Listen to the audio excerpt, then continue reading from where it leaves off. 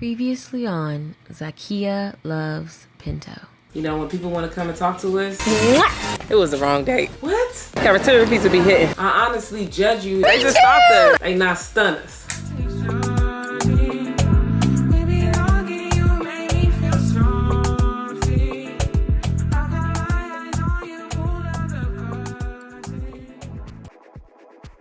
It was a car that was parked behind us. Oh. She had the audacity to tell us to move up. It was giving privilege. It was giving, You know what I mean? racist. It was giving rude. It was giving a lot of things.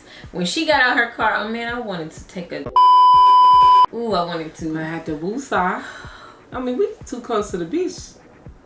We're not doing that. I have to save you. You have to save me? I have to save you from possibly going to jail. Baby. I'm just saying, because she looked like a real Karen. She would have called the police. I got a low tolerance for people being mean or rude to me or anyone that I am protective of. Very low. Just people being rude, I don't like it, okay? If someone is, let's say somebody's checking me out and they don't say hello back after I've said hello, I'm like, are you okay? Are you having a bad day? Because I want to understand why you're treating me the way. And if you're just being mean, oh, the real East St. Louis Zakiya about to come out. Okay, don't bring her out. All right, I have a very low tolerance for people being mean, and I will say something, and I have no problem saying nothing. I don't know how people like that get there. I'm always curious about how someone became homeless. You know, I feel like our government does not provide the proper resources to people, especially with mental issues, to kind of really get back on their feet. It tended to be like, well, we offered them a place to stay, you know, a shelter. They need like a level of cradling to get them back to a mental state that is acceptable. And I'm saying that, you know, acceptable for our society. I think it's a lot of things that need to happen, that needs to change. Maybe more than that.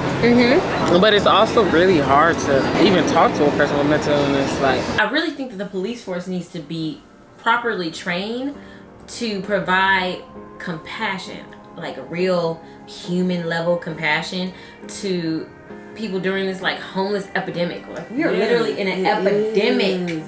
We're in a homeless epidemic right now. True. I didn't realize that too. So Crazy. they need people that are strong enough to do it, and they need to have a consistency for sure, because they can eventually understand you. You know, It's just it hurts me. It really is. It makes me really sad because it's so many people out here that could do something about it.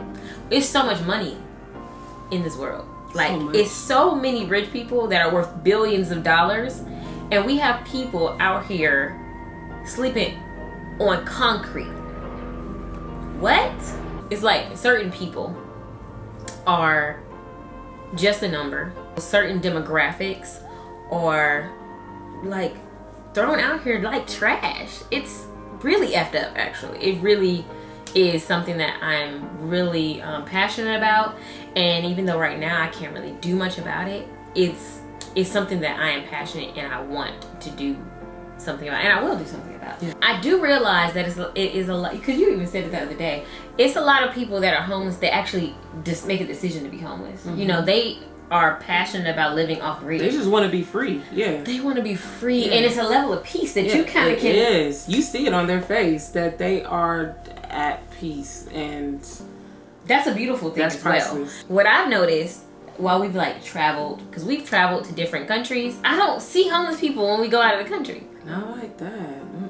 Like I know, really, when we went to Costa Rica, I didn't see a homeless person. You know, In Belize either. It was a lot of areas in Belize that were really like they're not in affluent neighborhoods, right? But everyone is eating. You don't see anybody homeless on the corner. Everyone has some place, even if it's a little shack. They're also living off of the resources of where they live. The United States is something different when it comes to it's something different. Yeah. It's really like the value of life. Yeah. What is the value of life? and there's so many people who are veterans, and that's what's really f***ed up. Yeah. Imagine The richer get Going and richer and the spending poor getting poorer. your life protecting a country, Oh, the veterans. Yeah. and the country don't protect you back. Right.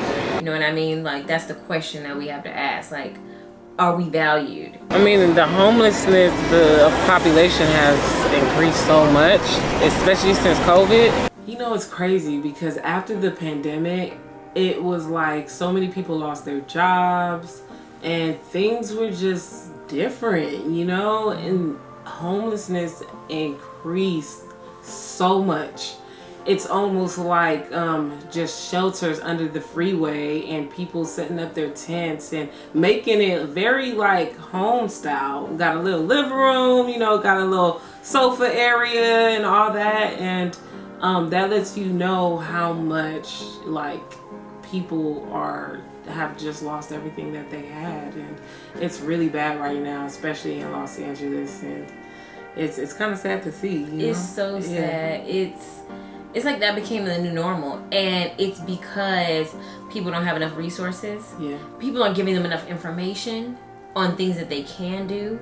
They feel like there's no other option, there's no other way, and there is. And I think that just because of the pandemic, the amount of like depression and just the mental issues that probably arose during that time, that people have, they're just lost. People are just lost. You know what I mean? People are just lost. And need help. And they need help. And LA, something has to happen. Yeah, for sure. Something's got to give. Yeah. Those along Santa Monica's once booming 3rd Street Promenade are hurting. In fact, many have been forced to close, and they believe the city's growing homeless population is to blame. These photos taken by a Santa Monica business owner show what's happening overnight at public parking garages near the city's famed 3rd Street Promenade. Homeless people setting up small encampments wherever they can find a bit of shelter. Ali believes the homeless problem is one big reason for the vacancies. He says on any given night he sees 15 to 30 homeless people sleeping in the parking garages, in stairwells, elevators, and in dumpster storage rooms. He thinks customers are being scared away. If you can't walk by a nice looking place, stop it. Get some help. and you're confronted by homeless, and the elevators are full of homeless and full of pools of urine, you're not going to come back again. Now, the Santa Monica City Council plans to discuss the homeless issue at the next meeting. They also will be considering looking at vacant buildings that might be used to house those without shelter. Also going to study how to better connect homeless people with more services to try and ensure economic recovery around the promenade as we move forward. What? Bro, what are you talking about, man? It be like it's deeper for me. Ready?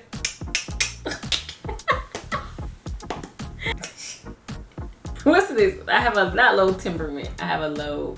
Okay, girl, you told them. Period.